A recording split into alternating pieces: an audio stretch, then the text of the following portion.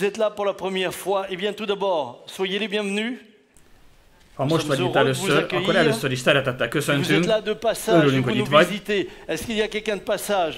Ha csak átutazóban vagy itt, és ellátogattál hozzánk, kérlek emeld fel a kezedet, szeretettel köszöntünk.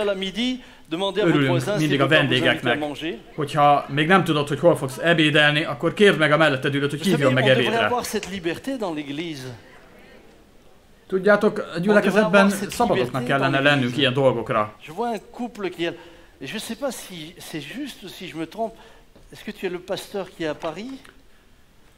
Látok itt egy házas párt. Nem tudom, hogy nem keverlek össze valakivel, nem te vagy a párizsi pásztor? Akkor nem. Bocsánat, tévedtem, mert neki sincs haja, neked sincs, de szeretettel köszöntelek téged is, és nyugodtan kérjél meg valakit, hogy hívjon meg ebédre. Mi nem otthon ebédelünk, de aki minket meghívott, az mindenki mást is szeretettel lát ebédre, biztos vagyok benne. Marc chapitre 5 verset 21. Tehát Márk 5:21-től, és mikor ismét átment Jézus a hajón a túlsó partra, nagy sokaság gyűlt ő hozzá. És ő a tenger mellett volt.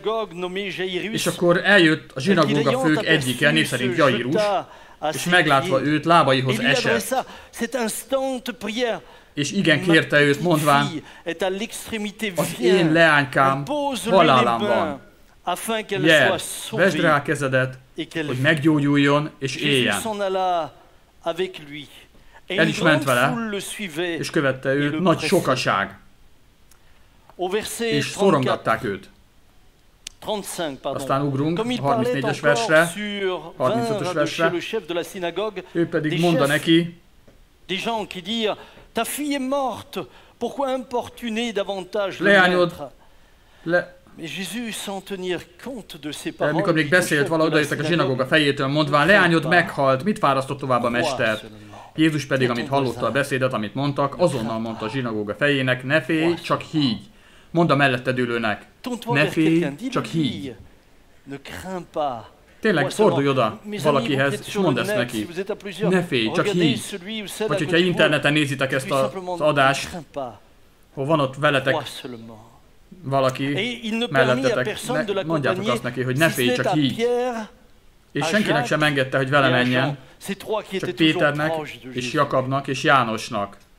Tudjátok, hogy ők hárman mindig közel voltak Jézushoz. Jakab testvérének.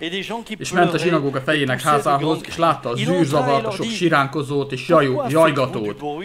És bemenve mondta neki, mit zavarogtok és sírtok? A gyermek nem halt meg, hanem alszik. És kinevették őt. Ő pedig kiküldve valamennyit, maga mellé vette a gyermeket, gyermeknek apját és anyját és a vele levőket, és bement oda, ahol a gyermek feküdt, és megfogva a gyermeknek kezét, mondta neki, Talita kumi, ami megmagyarázva azt teszi, leányka, neked mondom, kelj föl. És a leányka azonnal fölkelt, és járt, mert 12 esztendős volt. És nagy csodálkozással csodálkoztak. Ő pedig erősen megparancsolta neki, hogy ezt senki meg ne tudja. És mondta, hogy adjanak annak enni. Idáig Istennek igéje.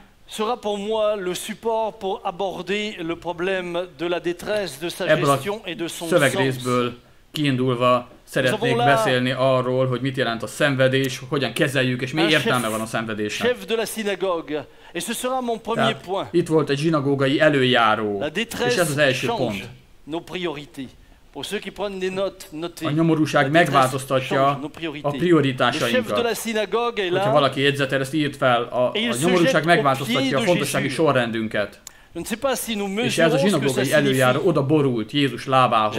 Nem tudom, hogy fel tudjátok-e mérni, hogy ez mit jelent.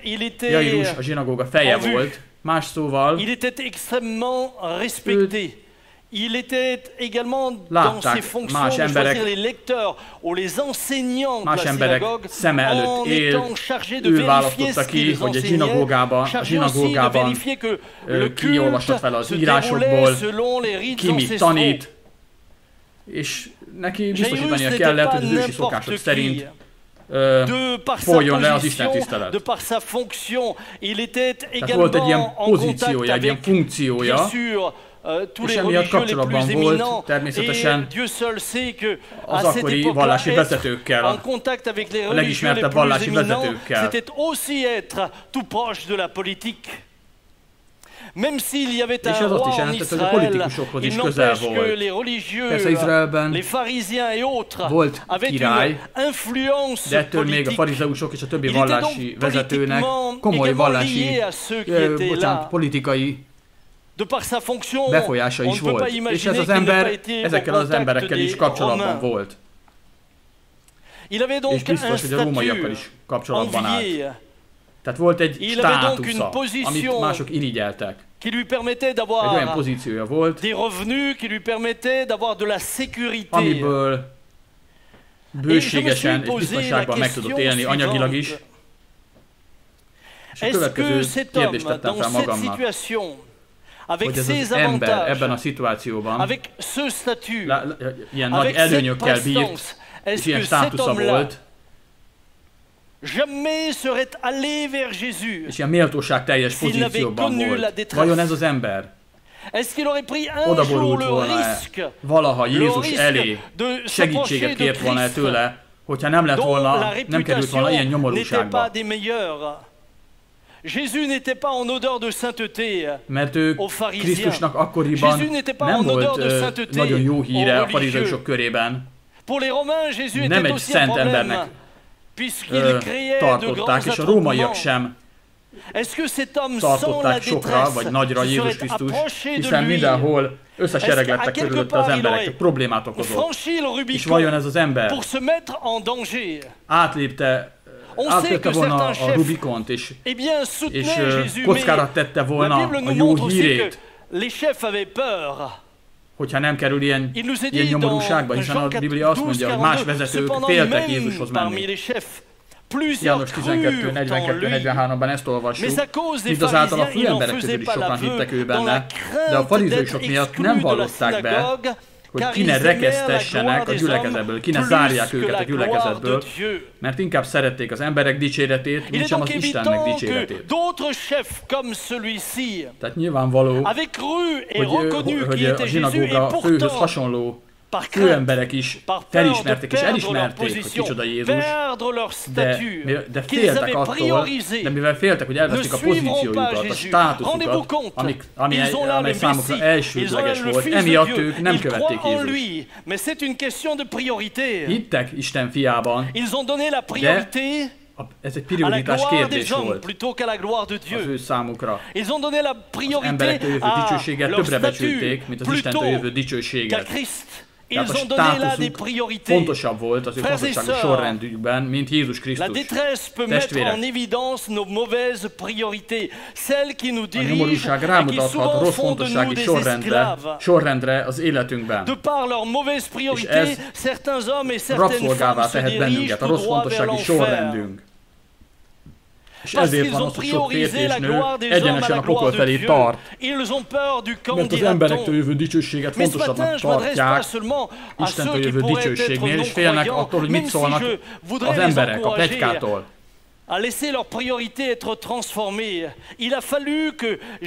Én arra bátorítalak, hogy engedjétek, hogy megváltozzon a prioritásotok, de sokszor ehhez nyomorúságra van szükség. Van egy testvérek nagyon közel van hozzám, és nagyon szeretem.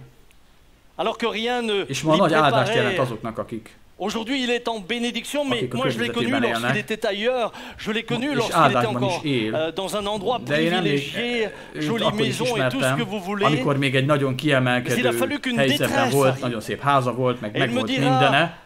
De arra volt neki is szüksége, hogy egy nyomorúságba kerüljön. Azt mondta nekem egyik nap, ha nem mentünk volna át ezen a nyomorúságon, akkor soha nem jutottunk volna el oda, ahol most vagyunk. Vagyis más szóval soha nem léptünk volna be abba az elhívásba, amit Isten készített a számunkra. Át kellett félelemből és a rossz prioritásaink miatt soha nem léptük volna át ezt a vörös vonalat. De azt mondja, azóta sem bántam meg soha, hogy így döntöttem. Bien sûr que la société dans laquelle nous vivons et qui nous entoure a toutes sortes de priorités qui ne sont pas celles de Dieu. Chacun pense d'abord à sa carrière, à réussir, à s'enrichir, voire à être apprécié. Chacun cherche une forme de gloire. Et puis on parle ainsi de la société. Les uns veulent être des stars, les autres veulent être des influenceurs, etc. Et tant qu'on parle de la société, on est tous d'accord.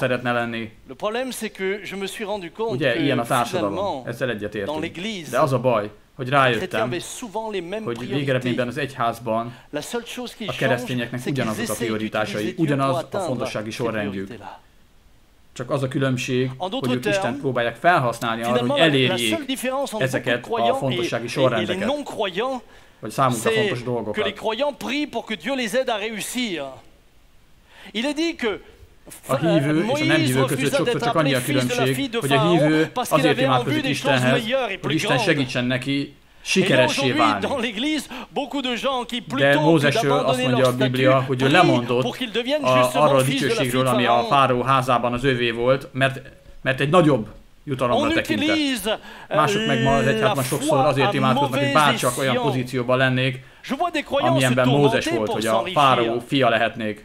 Alors bien sûr, la bonne excuse c'est j'aimerais devenir riche pour bénir le peuple de Dieu.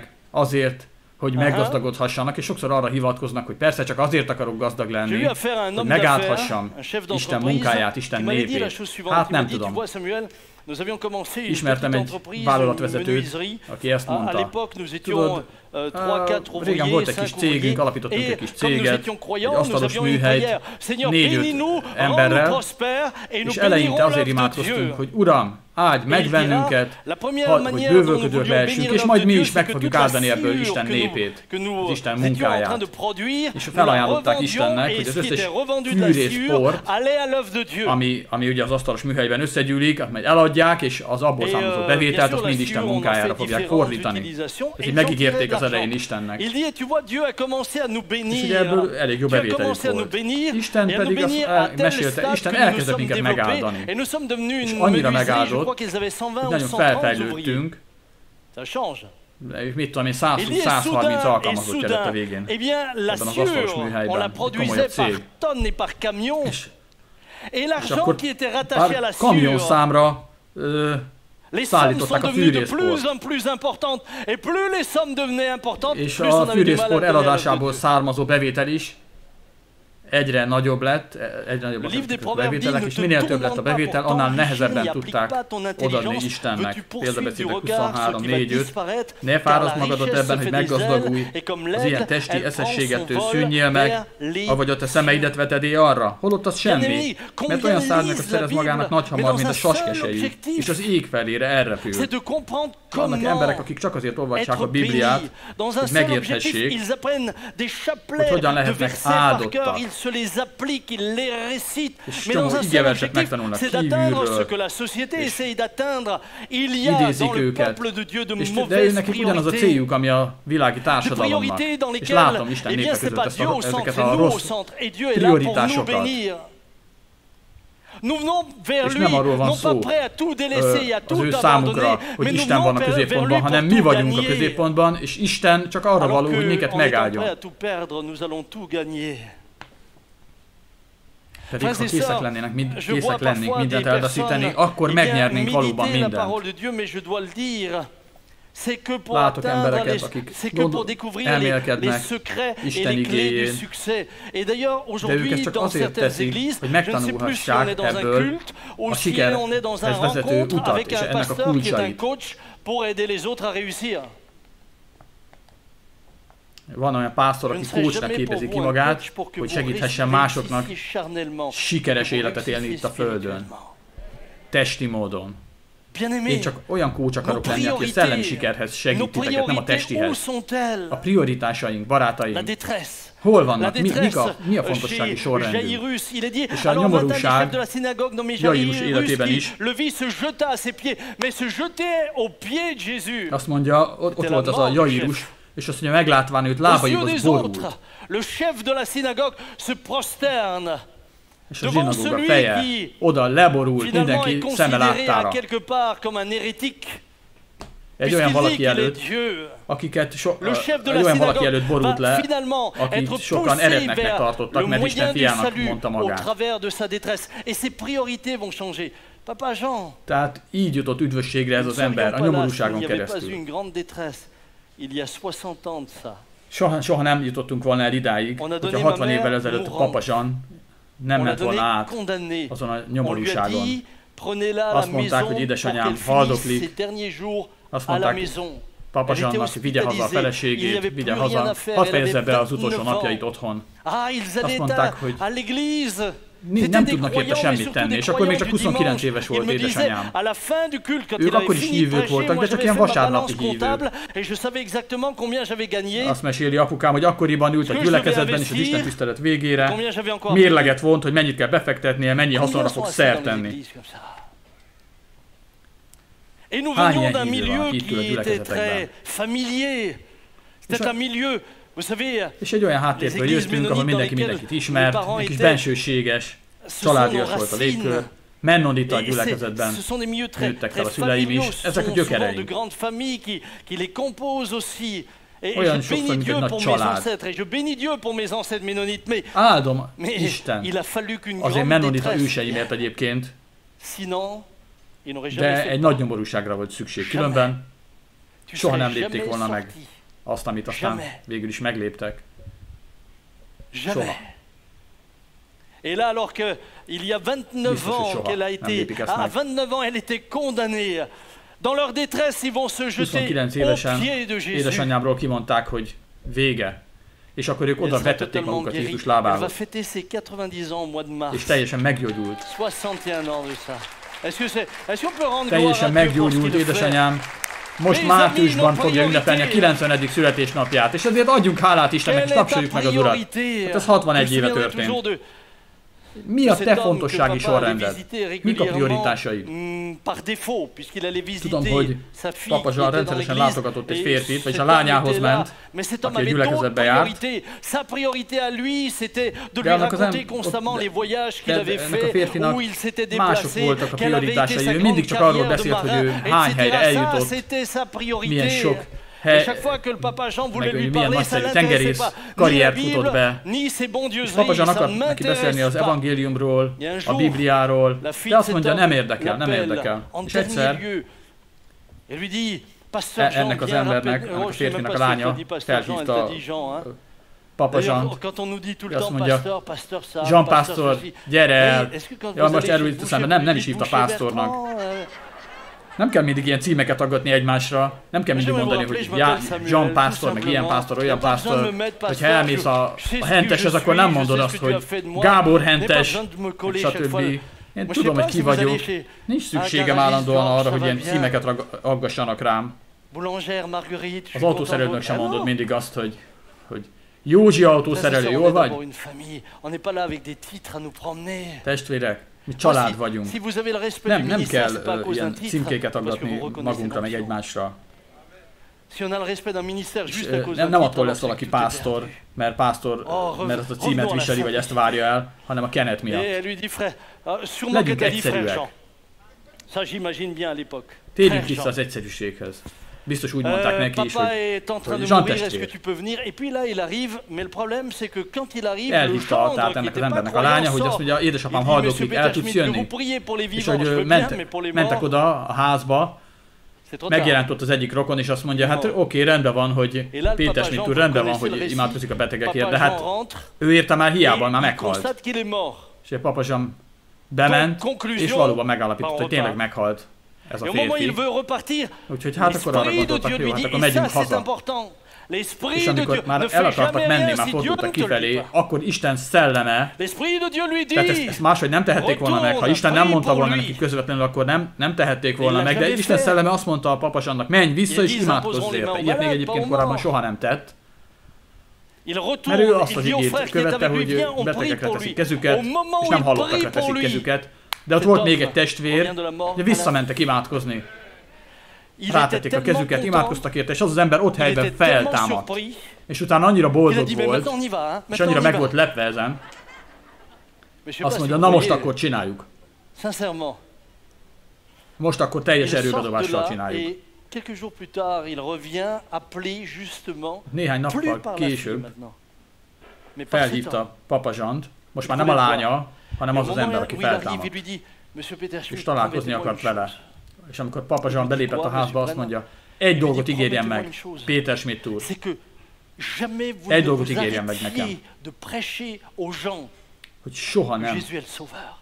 soha nem adja fel a prédikációt, mindig arról prédikálja, hogy Jézus Krisztus a megváltó. De hát azelőtt nem is érdekelte magát. Nem is érdekelte a Biblia. Abszolút nem izgatta.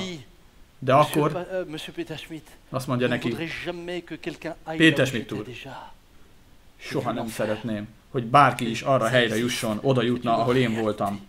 Láttam a poklot. Ez valóságos, rettenetes hely. Onnantól kezdve már csak a Biblia érdekelte ezt az embert. 80 éves korában bemerítkezett, és 83 éves korában halt meg. Látod? A nyomorúság változtatta meg az ő fontossági sorrendjét is.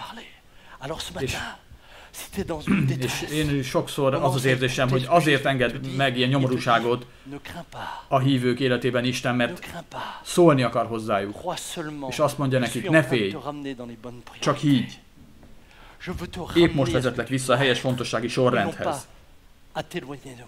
Ahhoz akarlak visszavezetni, akinek lenned kell. Nem akarom, hogy ilyen eltávolodott módon éljél. Az elhúzódó nyomorúság megerősíti a hitedet, ha Krisztussal jársz. Mi sokszor azért imádkozunk, hogy hamar érjen véget a nyomorúság, és gyorsan megszabaduljunk belőle. Látjátok? Ugye nem csak a Máté evangéliumában olvasunk, illetve nem csak Márk evangéliumában olvasunk Jairusról, hanem Máténál is, Lukácsnál is. Van olyan rövidebb változat, ahol azt olvassuk, hogy rögtön mondták Jairusnak, hogy lányod meghalt. De Jézus elindult vele,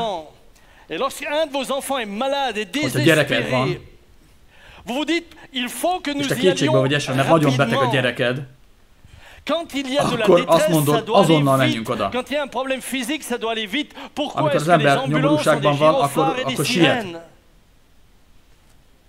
Ugye miért szirénázik a mentőautó? Ugyanezért. Akkor mindenkinek sürgős. Akkor minden másodperc számít.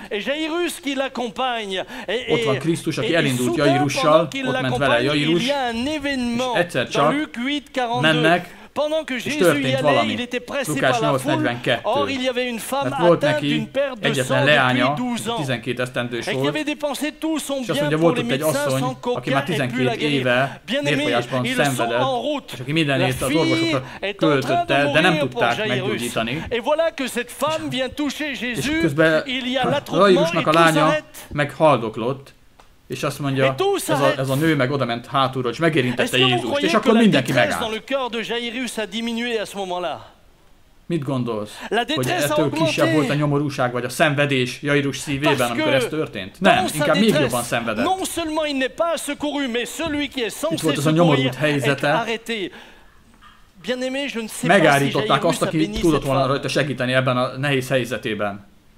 Szerintetek áldotta Jairus ezt az asszonyt abban a helyzetben?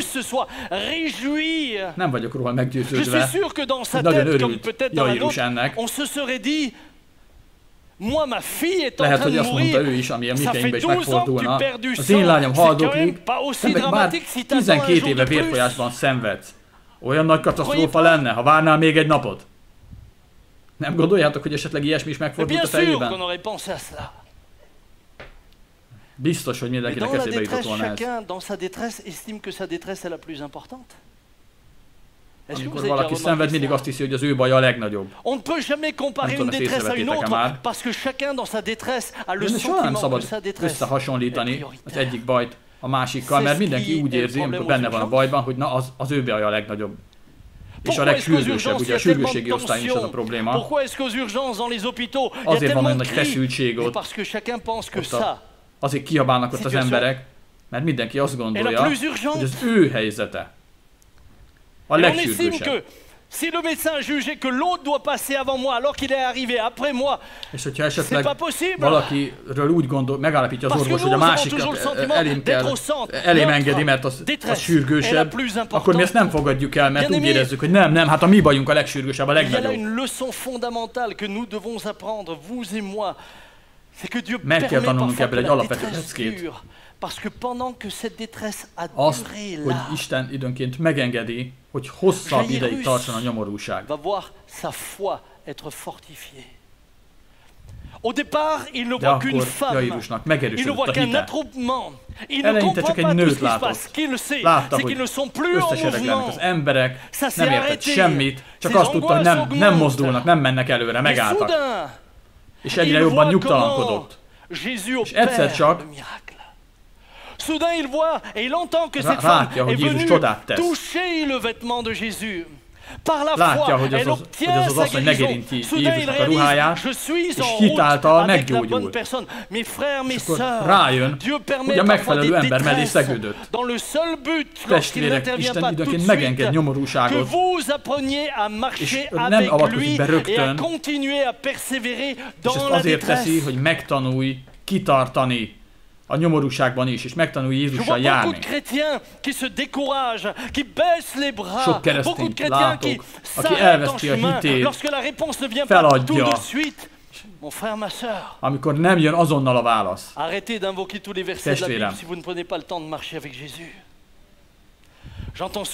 hiába idézgetsz a Bibliából minden igeverset, hogyha nem vagy hajlandó Jézussal járni. Hiába mondogatod, hogy Jézus, az Úr velem van. Hív segítségül engem a nyomorúság idején. Én megszabadítlak téged. Az Úr angyal a tábort jár az őt félők körül. Igen, de nem mindenki körül jár tábort. Figyeltek rám? Azok körül jár tábort, akik őt félik. Majd egyszerre szeretnék erről beszélni, hogy mit jelent az valóban az Isten félelem. Az Úrangyal a tábort jár az őt félők körül, hogy őket kiragadja a veszélyből. De sok olyan keresztény van, aki nem fél Isten. A szavaik és az életmódjuk között hatalmas szakadék tátong.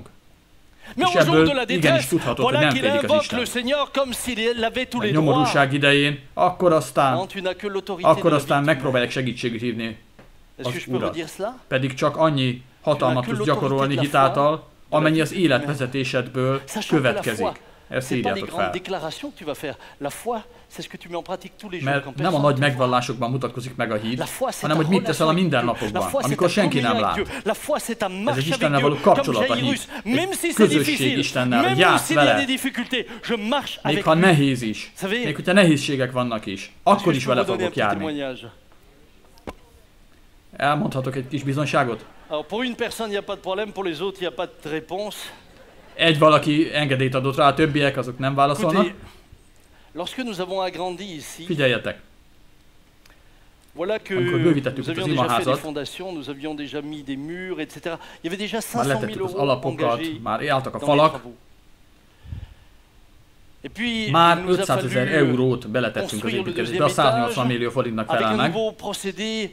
És a második emeletet akartuk ráhúzni, és egy új építési móddal, amit akkor alkalmaztak először Franciaországban, ez az úgynevezett együttműködő padlózat. Rozséval nagyon lelkesek voltunk, és néztük, hogyan fog működni az együttműködő padlózat, és egyszer csak fel kellett függeszteni az építkezést. Tudjátok, mikor fel kell függeszteni egy építkezést, és te meg éppen lendületbe vagy. Annyi éve imádkoztam már azért, hogy kibővíthessük az imaházat, és egyszer csak azt mondják, és most fel kell függeszteni az építkezést. Én mit csináltam? Azonnal elkezdtem imádkozni. Uram, Istenem, az ördög akadályozni akar minket, de te azt mondtad, hogy engedelmeskedjetek Istennek, álljatok ellen az ördögnek, és elfut tőletek.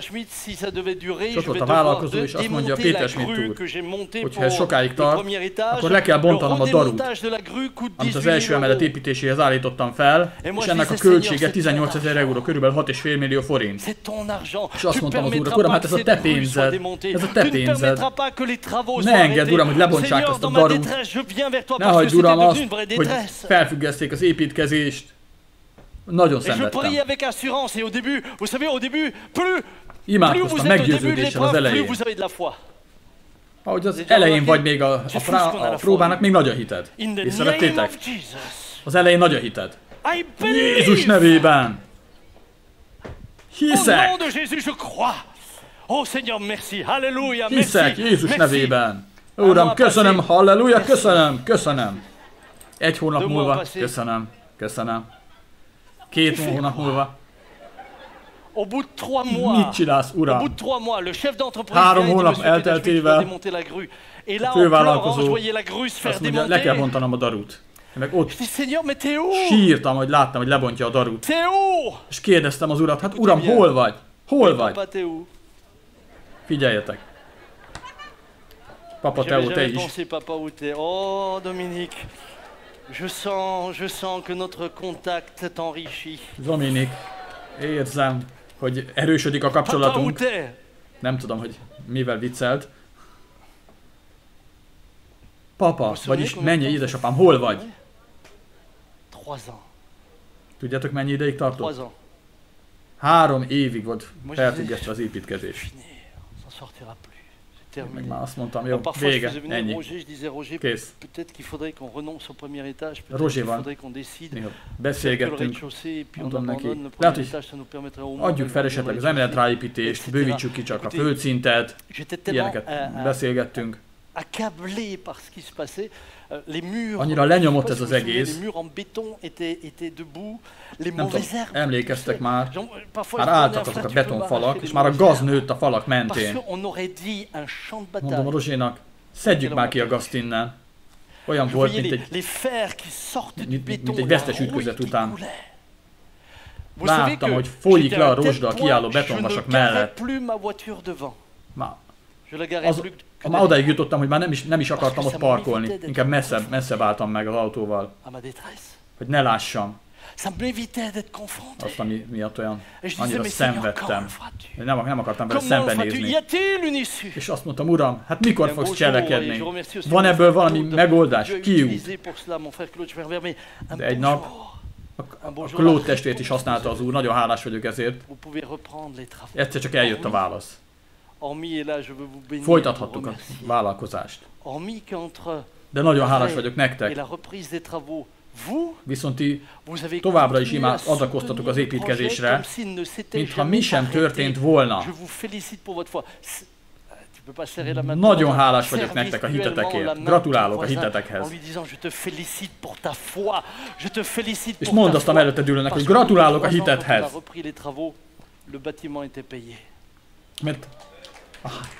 Mert 3 év elteltével, amikor újra tudtuk kezdeni az építkezést, addigra megvolt hozzá a teljes összeg. És akkor azt mondja az úr nekem, miközben te szenvedtél, én összegyűjtöttem a pénzt, hogy ne kelljen bankhitelt felvenned. Ő mindent tud. Lehet, hogy ma délelőtt te is szenvedsz valami miatt, és ez hosszú ideje tart már. Mert a hosszú ideig tartó próbában Isten megtanít téged vele járni. És ez a második pontom, hogy a nyomorúság, ami tűz által megtisztított hitet hoz létre, ez a második pont. És ez az egyik legnehezebb dolog, nagyon nehéz megértetni Isten népével. Ebből fakad a legtöbb feszültség bizonyos teológiai irányzatokkal szemben, amelyekkel szembe kell szállnunk, amelyekre nemet kell mondanunk. Amikor a nyomorúság tűz által megtisztított hitet hoz létre. 2 Krónika 32-31-ben Erik testvérem hívta fel a figyelmemet erre az igére. És sokszor tényleg a nyomorúság hozza ki azt, hogy mi van a szívünkben, tényleg mi van a szívünk mélyén. A rossz prioritásainkat, rossz fontossági sorrendjeinket. Isten vizsgálja a szívünket. És kihozza a próba azt, hogy te valójában miért hiszel te? Miért vagy keresztény? Miért imádkozol? Tettő Krónika 32-31, de mivel a Babilónia beli fejedelmek követeivel megbarátkozott, akik őhozzá küldettek, hogy megtudakozzák a csoda jelt, amely a földön lett, elhagyta őt az Isten. Miért? Hogy megkísértse őt, megpróbálja őt, és meglássa, mi van az ő szívében. Tehát azért hagyta el Isten, hogy megpróbálja őt, hogy meglássa, mi van a szívében. Testvérek, próba nélkül nincs bizonyíték, ez egy szójáték a franciában, próba nélkül nincs kipróbáltság. Valaki mondhatja azt, hogy figyelj, 8 másodperc alatt le tudom futni a 100 métert. Jó, hát akkor menjünk ki a futópályára és mutasd meg.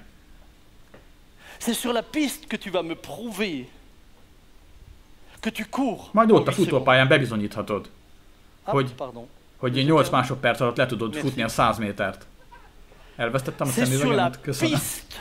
Sans épreuve, note-toi ça, pas de preuve.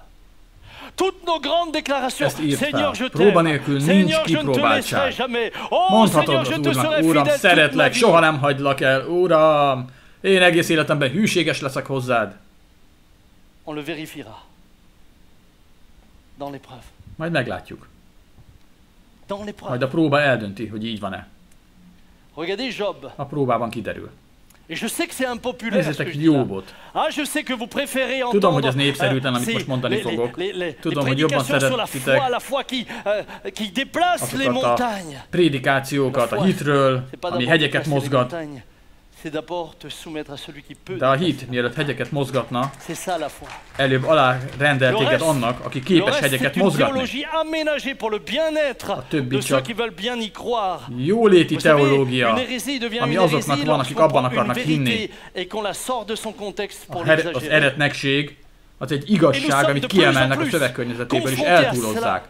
De plus en plus, des vérités sont sorties de leur contexte, sorties de la parole de Dieu. Ce qui est juste au sujet de cette vérité-là, mais sortie du contexte global de la parole de Dieu, elle peut devenir une hérésie. A teljes szöveg összefüggésből kiemelik, és ettől eretnekségé válik. Job, un homme consacré qui va faire tout ce qu'il faut. Oda szánt ember volt, mindent helyesen tett. Offrir des sacrifices préventifs, c'est le seul que je connaisse. Még megelőző áldozatokat is hozott, ezt csak róla olvassuk a Bibliában. Amikor bulit rendeztek a gyermekei, ő már előre áldozatot hozott, hogyha esetleg vétkeznének. Berci is, mikor még katolikus volt, előre megvallotta azt a bűnt is, amit még el sem követett. Előre. Hát ilyen előzetes bűnvallást tett. Ha esetleg elkövetném a jövőben, akkor most inkább megvallom előre. Job. És Job is ilyen volt. Il offre des sacrifices pour ses enfants. Et soudain la détresse vient. Tehát előzetes áldozatokat mutatott be a gyerekeiért. És akkor egyszer csak lecsapott a baj. Elveszítette a teljes állatállományát, a teljes gazdagságát, a státuszát, a pozícióját. És aztán meghalt mind a 10 gyereke. Testvérek, ne felejtsétek el, hogy azt a 10 gyereket soha nem kapta vissza. Mindenki azt szokta mondani, hogy igen, Jobb élete jól ért véget, még áldottabb lett, mint a végén. Na jó, de a 10 gyerek attól még nem jött vissza. Nagyon súlyos betegségbe esett. A végén már cserépdarabokkal vakargatta magát. Most nem akarom a Benjamin 2 hete elmondott prédikációját megismételni, meghallgathatjátok. De Jeremiás és a síralmaiban kiáltott Istenhez, és elmondta, hogy mennyire nem érti, hogy mi történik. De nézzétek meg a Jobb 1-ben a 9-es verset. Felelt pedig az Úrnak a sátán, és mondta, mert ugye korábban kérdezte tőle Isten, hogy észrevette-e az én szolgámat Jobbot, hát nincs még egy ilyen feltétlen ember. Mit mond a sátán? Vedd el csak a vagyonát. Vedd el mindazt, amilyen van. Majd megnézzük, hogy akkor is imádni fog még téged. Tehát a szíved felfedi a szív motivációit a próba. Kérdezi a sátán, avagy ok nélkül féli-e jobb az Istent? És én is föl szeretném tenni ezt a kérdést, hogy mi vajon önzetlenül féljük-e az Urat? Helyes indokból féljük mi az Istent? És végül is ez a nyomorúság megmentette Jóbot a rossz prioritásoktól és a rossz motivációktól. Mert azt mondta élete végén, azelőtt csak füleimmel hallottam róla, de most szemeimmel is megláttalak. Vannak Istennek olyan emberei, akiknek olyan minőségű közössége van Istennel, ami sokkal magasabb szintű, mint azoknak, akik nem próbáltattak meg. Ha mindig csak azt várjuk, és úgy biztosak vagyunk benne, igen, meg fog gyógyítani, meg fog segíteni minket. Lehet, hogy Isten csupán egy mentőautó lesz. Nem igazi Isten. Sok hívőnek a hite nem Istenen és azon, aki Isten, nem ezen nyugszik, hanem csak azon nyugszik az ő hitük, hogy mit tehet, vagy mit tesz Isten. De valójában egy dolog van. Mi elveszett bűnösök vagyunk, és hogyha Jézus Krisztus nem jött volna el, akkor örökre elvesznénk. Ennek kell lennie a fő motivációjának, mozgatórugójának a hitünknek. Különben nagyon törékeny lesz a hitünk, és hogyha a dolgok egyszer nem úgy alakulnak, ahogy várjuk, hány ember, aki már megfordult itt a gyülekezetben és visszament a világban, hát 3-szor ennyien lennénk, 3 istentiszteletet kéne tartani, ha azok mind itt lennének. És azt mondja, igen, hittem eleinte, de hát Isten nem válaszolt, hát akkor ez egy komolytalan dolog, nem is igaz ez az egész. Miért? Azért, mert soha nem azért követték Jézust, aki ő, a megváltójuk, hanem csak azért az áldásért, amit tőle reméltek. És aztán jött a próba, és az kihozta az igazi szívüket, megmutatta.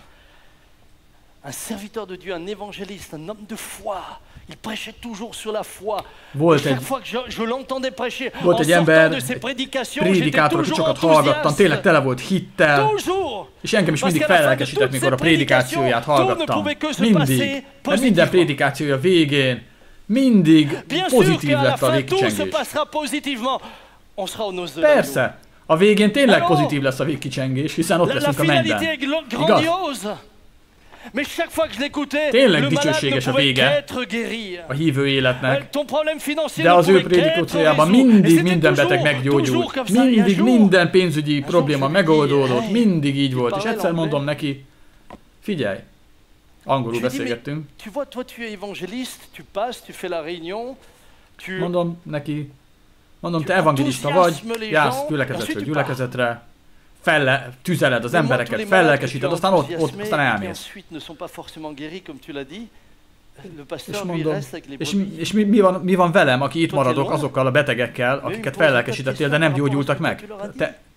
Te elmentél, de utána jönnek hozzám és ostromolnak a kérdéseikkel. Mondom, ezt te hogy csinálod? Amikor az embereket nem feltétlenül azt az imaválaszt kapják, amire vártak. Hát persze, amikor valaki meggyógyul, akkor könnyű, de higgyétek el, én 1000%-ban hiszek a gyógyulásban. De nem azért vagyok itt, hogy a tömegeket fellelkesítsem, azért vagyok itt, hogy az igazat mondjam nektek. És az igazság az én szolgálatomban az, hogy több ezer betegért imádkoztam, és nem gyógyult meg mindenki, az az igazság, hogy van, aki hazament a dicsőségbe, és betegen mentek el. Te pedig hittel imádkozom. Teljes szívemből imádkoztam értük is. Hittel. Soha nem felejtem el a kis Sárit. Ugyanannyi idős volt, mint az én Sárám. Mindketten 3 évesek voltak. Schmidt testvérnő, az anyukája ennek a Sárinak, nem tudom most itt vagy-e, most mindegy, ez nem fontos. Emlékszem, az egy kislány, mint egy kis hercegnő, vasárnaponként ott rohangált a sorok között, és egyszer csak anyukája azt mondja nekem, Samuel, Sárinak valami szemmével van valami probléma, nem tudták még akkor mi baja van. Mondtam, nem baj, imádkozzunk érte. de sajnos agytörzsi daganata volt Sárának, és ráment a szemére, az arcára. És nekem is ugyanannyi idős, és ugyanolyan nevű kislányom volt. Ez nagyon megérinti az embert. Az én kislányomat is Sárának hitták, ő is 3 éves volt. És akkor azt a bizonyos Sárát többet már nem láttam a sorok között. És ugyanakkor volt egy testvér, aki 75 éves volt, és ő is rákos volt, imádkoztam ő érte is. De belülről azt mondtam az Úrnak, persze, én nagyon tisztelem a 75 éveseket is, de azért belül mégis azt mondtam, Uram, hát úgy éreztem, hát ha 2 közül az egyiknek haza kéne menni, hát az azért mégis inkább a 75 éves. Kérlek, Uram, gyógyíts meg ezt a kis Sárát. És az egyik anyukája felhívott a kórházból. Meghalt a kis Sára, ott volt felöltöztetve a szép ruhájában, bementem hozzá a kórházba, és mondtam, Uram, nem értem. A 75 éves ember kijött gyógyultan. Csoda történt vele. És 90 éves koráig élt utána, és ez a kis Sára meg elment. Jézus azt mondta, engedjétek hozzám jönni a gyermekeket. És hazavitte az Úr őt. És azt mondtam, Uram, hát nem értem. Ott voltam a temetésen. Korán reggel, 5-kor fölkeltem a temetés napján, és mondtam az Úrnak, Uram, te ott vagy a mennyben, én itt vagyok az emberek előtt. Természetesen, én semmit nem rejtek el az Úr előtt. Én nagyon is szeretem és tisztelem, félem az Urat, de azt mondtam neki, Uram, te ott vagy a mennyben, de nekem kell ma este beszélnem, prédikálnom. Ott lesznek előttem a szülei. Mit mondjak nekik? Mit mondjak? Hát most már az angyalkákkal van a gyereketek. Uram, ha nem segítesz, én nem tudom, mit mondjak nekik. Kinyitottam a Bibliát, és a János 14-ből szólt hozzám, ne nyugtalankodjék a ti szívetek, higgyetek Istenben is, higgyetek én bennem. És akkor szólt hozzám Isten, a velem való kapcsolatod miért attól függ, hogy mit teszek, vagy mit nem teszek? Támaszkodj rám, amikor nem olyan választ kapsz a szenvedésben, vagy nyomorúságban, amit elvársz.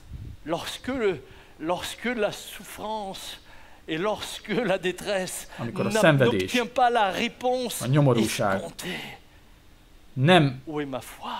nem olyan választ kap, amit elvár, akkor hol van az én hitem? Ennek már 2 éve. Amikor ilyenekről prédikálok, van, aki megharagszik rám, és írnak nekem, hogy te hitetlen vagy. Testvérem, nem vagyok hitetlen. Csak a hitem alá van rendelve Istennek, ennyi az egész.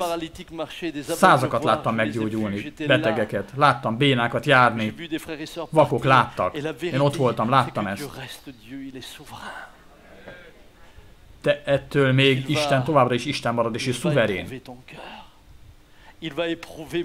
De Isten meg fogja vizsgálni, és meg fogja próbálni a te szívedet is, meg az enyémet is. Vannak emberek, akik idézik az igét, hogy igen, a hit hallásból van, a hallás Isten igéjéből, idézik az összes igeverset, amit ismernek. De hogyha te nem magához, Istenhez ragaszkodsz, akkor mi lesz a Biblia a te számodra? Szakácskönyv. Amiben az igeverseket neked megfelelően, a te szájad íze szerint akarod alkalmazni különböző élethelyzetekre. De a Biblia az nem egy varázsige gyűjtemény, hanem a Biblia Istent jelenti ki, azért, hogy megismerhess őt, hogy még a nyomorúság van is, azt mondhass, még akár a ciszterna mélyén is, úgy acsarkodsz rám, mint egy medve, de az Úr kegyelme minden reggel megújul. Minden reggel. Még sok mindent felírtam, de most már szerintem ezzel szeretném befejezni. Még lesz egy utolsó pont, csak ennyit szeretnék elmondani. 2 évvel ezelőtt. Leírhatatlan volt a nyomorúságom. Ott voltam a kórházban,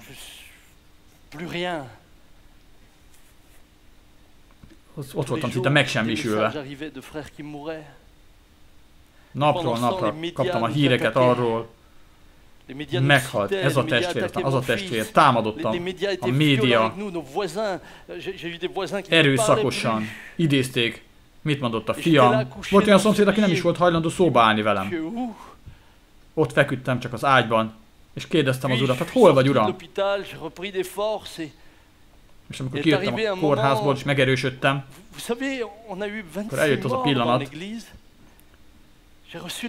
26 ember halt meg a gyülekezetben. Minden nap kaptam egymás után. Emlékeztek erre? Egymás után jöttek a hírek. És akik interneten nézitek az Isten tiszteleteket, mi ezeket nem vágjuk meg, nem szedjük ki, ami zavaró, csak azt tartsuk meg, ami nekünk megfelel. Ti is ott voltatok, ti is láttátok, hogy vasárnapról vasárnapra ez a nőtestvér halt meg, Gérard elhunyt, André is elhunyt. Ti is hallottátok ezt. Mi azt szeretnénk, hogy a valódi gyülekezettel szembesüljetek. Soha nem felejtem el. Azt mondtam az úrnak, uram, hát mi jöhet még? Elvetted Gérard, elvetted tőlem Gérard, Andrét is, Bernárt is, és közeli barátaimat, akik ott voltak mellettem. És egyik kedd este ott voltam, Rozsé felesége hívott fel, Lilian, Rozsé felesége felhív, nem tudom, ezt most hallgatod-e, Lilian itt vagy-e? Azt mondja, Samuel, ha még akarsz találkozni Rozsével, otthon van, haldoklik. Azt mondtam, uram, Gérard után elviszed Rozsét is. Hát 30 éve vagyunk együtt, dolgozunk együtt. Tudjátok, van, amikor az ember úgy érzi, hogy ennek soha nem lesz vége. És 2 nappal később kapom a hírt, Joanna lányom,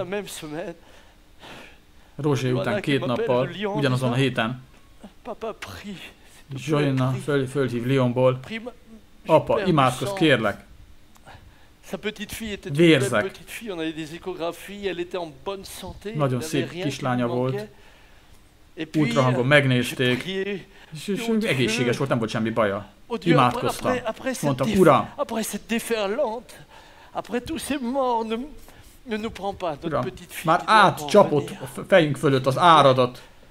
Átcsaptak felettünk a hullámok. Kérlek, elvitted Rozsét ezen a héten. Kérlek, az unokámat ne vidd el. Másnap kapok egy hívást. Papa, apa, beindították a szülést. 1 héttel korábban született meg, élve, de aztán meghalt. Már nem tudták megmenteni, túl korán született. Össze voltam törve. És akkor oda mentem a kórházba, Lyonba, és akkor láttam, hogy a unokámat koporsóba helyezték, és láttam a gyerekeimet, a Pierre és Joanna ott térdeltek a kis koporsó előtt, és azt mondja, tessék, nézd meg Jorát, kezembe vettem, megmutatta az egész családnak, és amint láttam, hogy fogják és visszateszik a koporsóba. Ilyenkor tudod, mi megy át az ember fején. Azt mondod, hogy Istenem, miért?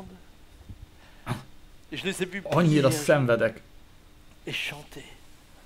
Láttam, hogy ott térdelnek, és imádkoztak, és énekeltek. Elkezdték énekelni, és azt énekelték, hogy leteszek mindent a te kezedbe. Mindent, ami az enyém. Uram, te meggyógyítod a betegeket, amikor imádkozom. Kimennek a démonok. És utána egyszer csak valami nagyon erős dolgot éltem át. Azt mondtam, Uram, ha mindent elveszel is, akkor is szeretni foglak, továbbra is szeretni foglak. Ha mindent elvehetsz, mindent, akkor is imádni foglak téged. Mert megismertem, hogy ki vagy te.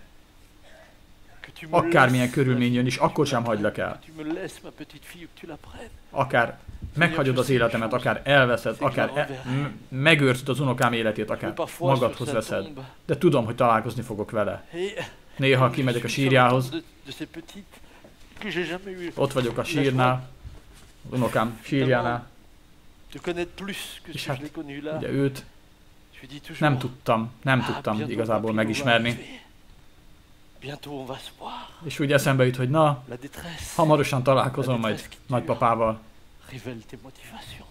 Ez a sokáig tartó nyomorúság megmutatja az igazi motivációdat. Azok, akik kizárólag így mondogatják, hogy hit, oké, de milyen hited van neked?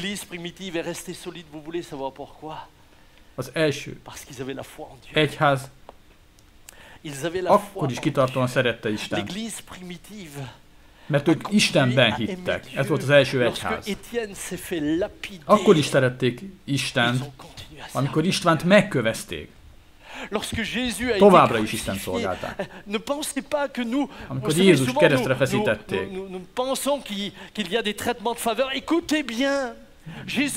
Azt hiszük, hogy biztos volt valami fájdalomcsillapítás. Semmilyen fájdalomcsillapításban nem részesült Jézus. A Zsidó 5-7-8-ban ezt olvassuk, ki az ő testének napjaiban könyörgésekkel és esedezésekkel, erős kiáltás és könyhullatás közben.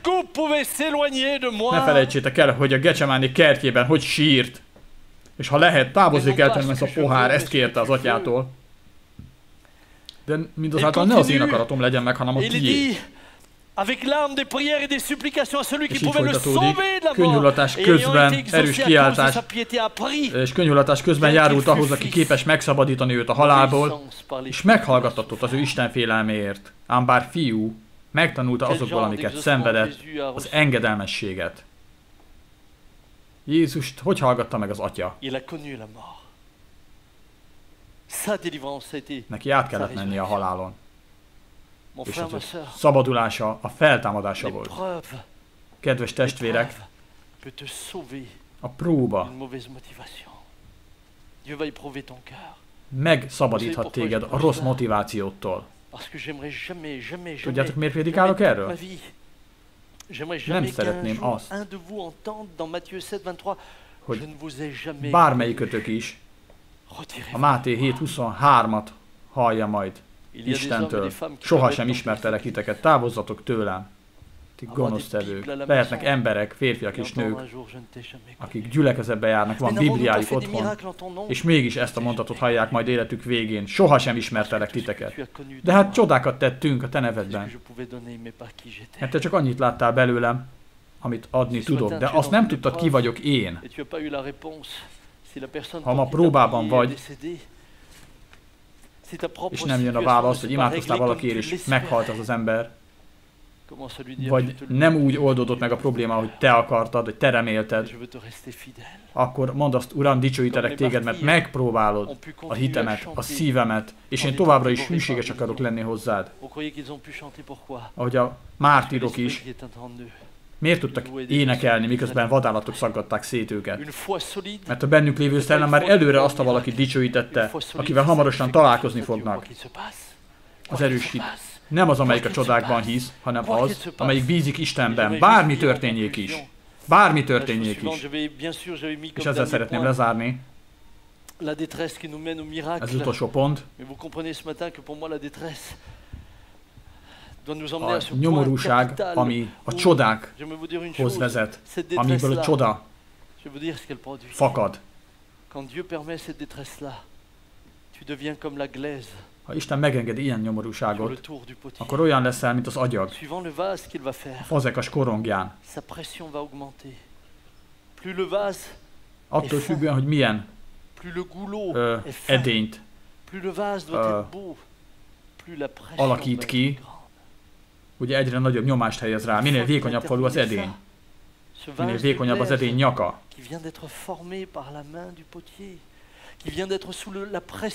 Miért tesz rám akkora nyomást, amitől majdnem megfulladok? Nem érti, ez az edény, majdnem megfulladok. Ezt még nem érti, de amikor vége ennek a folyamatnak, és azt mondja, na jó van, milyen szép.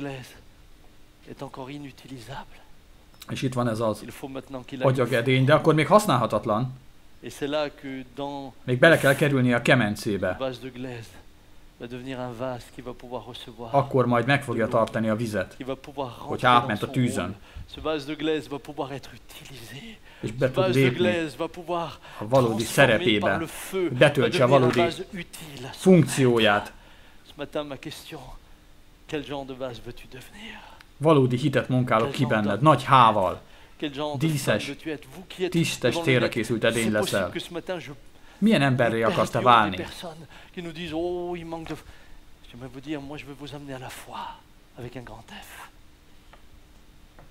Nagy hával. Olyan hitet akar az Úr benned kimunkálni, hogy nagy hával. És hogyha megérintett téged ez az üzenet, küld el a barátaidnak. Van, aki kétségbe van esve, aki azt hitte, hogy a hit által mindent el lehet nyerni, el lehet érni, és amikor ez nem történik meg, elveszíti a hitét. Te lásd meg, hogy Isten díszes, tisztes célra készült edényt akar formálni belőled. Amikor valaki elmegy a mennybe, akkor az nekünk nehéz. Joanna és Pierre elvesztette Jorát, de ők, akik elmentek, Gérard, Roger, Bernard, és az összes szeretett testvérünk, akik eltávoztak, ők a világ minden kincséért sem jönnének ide-vissza. És tudom, hogy egyszer újra találkozni fogunk. Csukjuk be a szemünket. Végülis nem így akartam befejezni, de most csukjuk be a szemünket. Szeretném ezt az régi éneket még egyszer elénekelni veletek.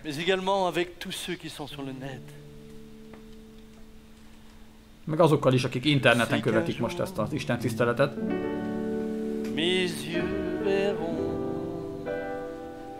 Tudom, hogy egy nap szemeim meglátják majd Jézust.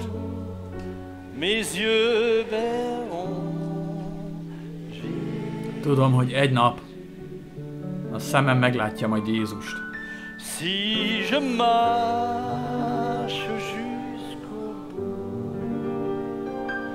Ha végigjárom az utat, hitáltal, jöjjön bármi baj, akkor tudom, hogy egy napon szemeim meglátják majd Jézust. Ezt most mondjuk el úgy, mint egy imádságot. Tudom, hogy egy nap szemeim meglátják Jézust.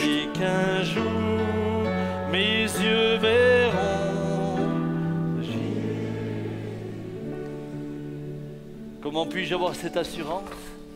Si je marche, miből merítem ezt a bizonyosságot? Ha végigjárom az utat, hitáltal, jöjjön bármi baj, akkor tudom, hogy egy napon szemeim meglátják majd Jézust.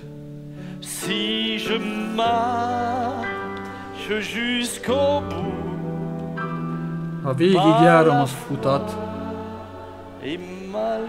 hitáltal, jöjjön bármi baj. Tudom, hogy egy nap szemeim meglátják majd Jézust. Amíg még be van csukva a szemünk, azokhoz szeretnék szólni, akiknek még nem helyesek a motivációi, a prioritásai. Először azokhoz szólnék, akik Jairushoz hasonlóan magas pozícióban vannak. Par peur de perdre la gloire des hommes. De félnek, hogy elveszítik az emberektől jövő dicsőséget, és ezért elfordulnak Jézustól. J'aimerais m'adresser à vous qui ne connaissez pas encore le Seigneur.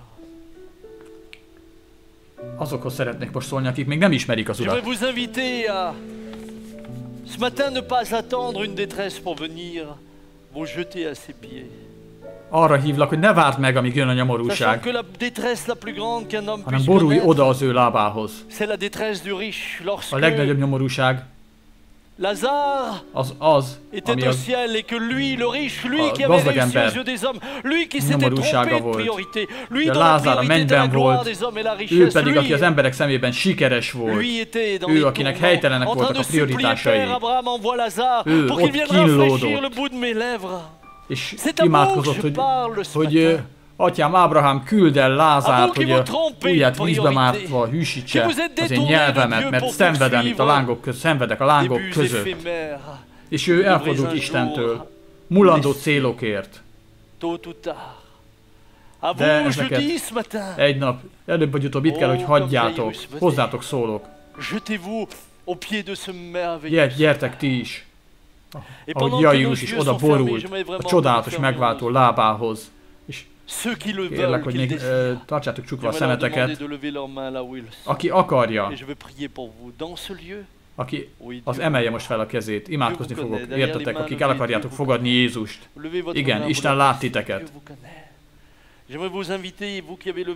Isten ismer titeket. Ha most felemelted a kezedet, vagy akár interneten is nézted ezt, és felemelted a kezedet. Leszünk itt elő többen is, Bertrand is, más pásztorok is. Menjetek majd oda hozzájuk, majd imádkoznak veletek.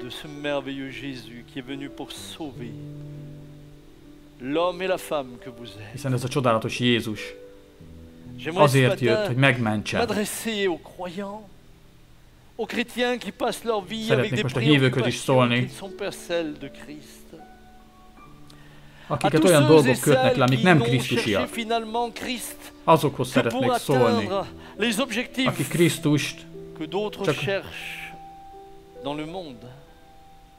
csak olyan dolgokért keresik Krisztust, amit mások a világban keresnek. Arra hívlak titeket, hogy térjetek meg. Térjetek meg, mielőtt eljönne az a nap, amikor azt halljátok, soha nem ismertelek titeket. Távozzatok tőlem. Borzalmas. Hogyha azt mondja, hogy távozzatok tőlem, az azt jelenti, hogy előtte akkor az ő jelenlétében voltak ezek az emberek. De csak átmenetileg voltak az ő jelenlétében, nem tudtak ott megmaradni. Távozzatok tőlem. Most nem kérem, hogy emeljétek fel a kezeteket, meg hogy álljatok fel, csak hogy a szívetekben mondjátok azt, Uram, megtérek. Bocsánatot kérek. Lehet, hogy fájt a próba is, mérges voltál, és nem jött a válasz.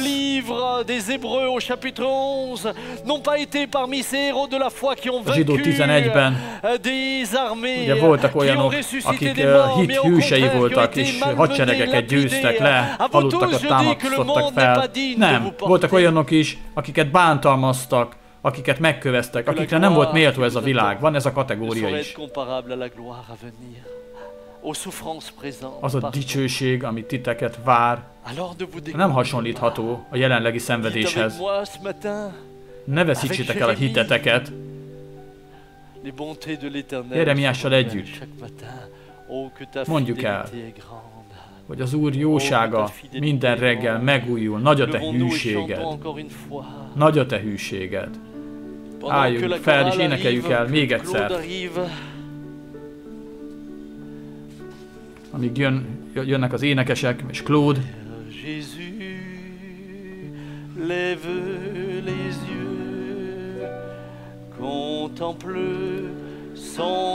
Emeld a szemedet Jézusra. Szemléld az ő csodálatos arcát. És a földi dolgok fokról fokra elhalványulnak.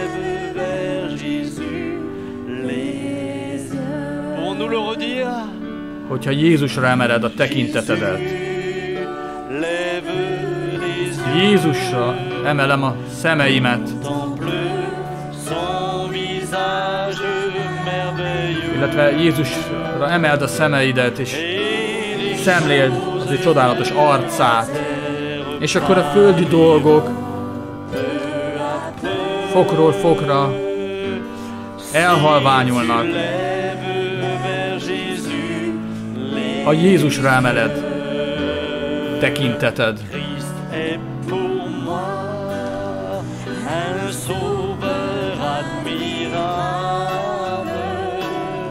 Krisztus az én csodálatos megváltó,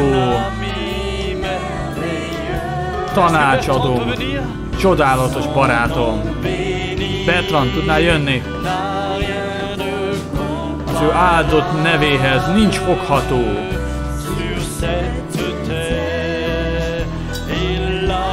Sem a földön, sem fent a mennyben. Krisztus számomra bámulatos, megmentő, tanácsadó, csodálatos barát. Az ő áldott nevéhez nincs fogható.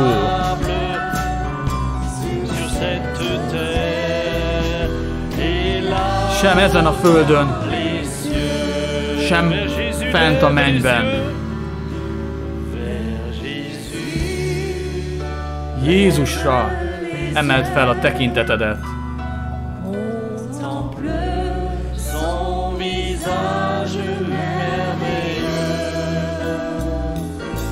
Szemléld az ő csodálatos arcát. És a földi dolgok lassan-lassan elhalványulnak majd, hogyha Jézusra emeled a tekintetedet. Amen, amen, amen. Amen.